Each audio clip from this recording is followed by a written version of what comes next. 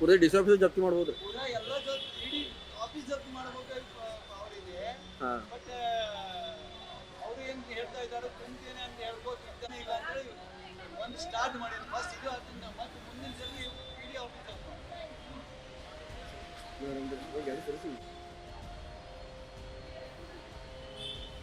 ನನ್ನ ಪಕ್ಷಕಾರ ನಾರಾಯಣ್ ಗಣೇಶ್ ಕಾಮತ್, ಈಗ ಅವರು ಇಲ್ಲ. ಅವ್ರ ತರಫೆ ನಾ ಇದು Belgaum first additional senior civil ಕೋರ್ಟ್ನಲ್ಲಿ 95ನೇ ಇಸ್ವಿಯಲ್ಲಿ ಅವ್ರಿಗೆ ಮಾಡಿದ್ದ ಕೆಲಸದ ರೊಕ್ಕ ಕೊಡಬೇಕು ಅಂತೇಳಿ ದಾವೆ ಹಾಕಿದ್ದೆ. ಆ ದಾವೆ ನಿಕಾಲಾಗಿ ಹೈಕೋರ್ಟ್ಗೆ ಹೋಗಿ ಮತ್ತೊಮ್ಮೆ ನಿಕಾಲಾಗಿ 3ನೇ ಸರ್ತಿ ನಿಕಾಲ ಆದರೂ ಅವರು ರೊಕ್ಕ ಕೊಟ್ಟಿಲ್ಲ. ಅದರದ್ದು ಮೊತ್ತು ಈಗ 1 ವರ್ಷದ ಹಿಂದೆ 1,31,00,000 ಚಿಲ್ಲರ ಆಗಿದೆ. ಇನ್ನೂ ಇದ್ರ ಮೇಲಾದರೂ 5-6 ಲಕ್ಷ ಇನ್ನೂ ಆಗಿರ್ಬೋದು. ಆದರೆ ಅವ್ರಿಗೆ ತುಂಬಿಲ್ಲ. ಅವ್ರಿಗೆ ಹೋಗಿ ಆಫೀಸ್ಗೆ ಹೋಗಿ ತಿಳಿಸಿದ್ದೆ, ಇದು ಕೆಲಸ ಮೈನರ್ ಇರಿಗೇಷನ್ ಡಿಪಾರ್ಟ್ಮೆಂಟ್ದು ಕೆಲಸ. ಚಿಕ್ಕೋಡಿ ಒಳಗೆ ದೂದ್ಗಂಗಾ ನದಿಯ ಮೇಲೆ ಬಾಂಧಾರ ಅಂತಾರೆ ಬ್ಯಾರೇಜ್, ಆ ಕಟ್ಟು ಕೆಲಸ ಇತ್ತು. ಅವ್ರಿಗೆ 3.5 ವರ್ಷ ಅವರ ಸಿಮೆಂಟ್ ಕೊಡದೇ ಕಾರಣ, ರೊಕ್ಕ ತುಂಬದೇ ಕಾರಣ ಡಿಲೇ ಆಗಿದ್ದಕ್ಕೋಸ್ಕರ ಇದು ಕ್ಲೇಮ್ ಮಾಡಿದ್ದು.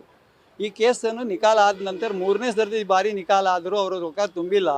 ಅದಕ್ಕೂ ನಾವಿದ್ದವರು ಅವ್ರಿಗೆ ಆಫೀಸ್ಗೆ ಹೋಗಿ ಇದು ದಾವೆ ನಿಕಾಲ ಆದ ಪ್ರಕಾರ ಡಿಗ್ರಿ ಪ್ರಕಾರ ರೊಕ್ಕ ತುಂಬ್ರಿ ಅಂತ ಅಂದಿದ್ದು. ತುಂಬಿಲ್ಲ.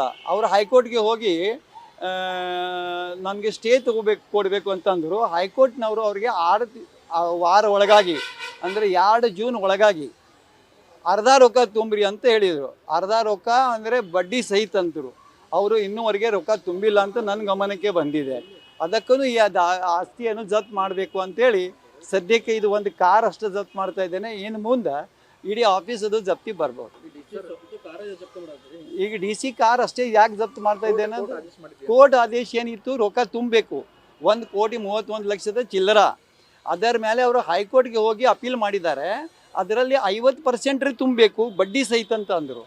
ಅವರು ಬಡ್ಡಿ ಸಹಿತ ತುಂಬ್ತಾನೆ ಇಲ್ಲ. ಅದು 2 ಜೂನ್ ತನಕ ಲಾಸ್ಟ್ ಇತ್ತು, ಆದರೆ ತುಂಬಿಲ್ಲ. ಭಾಳ 3ನೇ ಬಾರಿ ಇಲ್ಲಿ ಬಂದು ಹೇಳಿ ಹೋಗಿದೆ, ಮನವಿ ಮಾಡಿದೆ, ಅವರು ತುಂಬೇ ಇಲ್ಲ.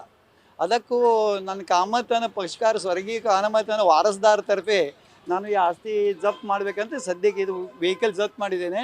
ಇನ್ನೂ ಆಗಲಿ ಲಘು ತುಂಬಿಲ್ಲ ಅಂತಂದರೆ ಇಡೀ ಆಫೀಸ್ಗೆ ನಾನು ಜಪ್ತಿ ತರ್ತೇನೆ. DC ಆಫೀಸು ಪೂರ ಜಪ್ತಿ ಮಾಡ್ಬೋದು. ಮೈನರ್ ಇರಿಗೇಷನ್ ಡಿಪಾರ್ಟ್ಮೆಂಟ್ ಆಸ್ತಿ ಜಪ್ತು ಮಾಡ್ಬೋದು. ಸೆಕ್ರೆಟರಿ ಬೆಂಗಳೂರು ರೆವಿನ್ಯೂ ಅದು ಇರಿಗೇಷನ್ ಡಿಪಾರ್ಟ್ಮೆಂಟದು ಆಸ್ತಿ ಕೂಡ ಬೆಂಗಳೂರಿಗೆ ಹೋಗಿ ಜಪ್ತು ಮಾಡ್ಬೋದು. ನನ್ನ ಹೆಸರು ಓಂ ಪ್ರಕಾಶ್ ಜೋಶಿ, OB ಜೋಶಿ ಅಡ್ವೊಕೇಟ್.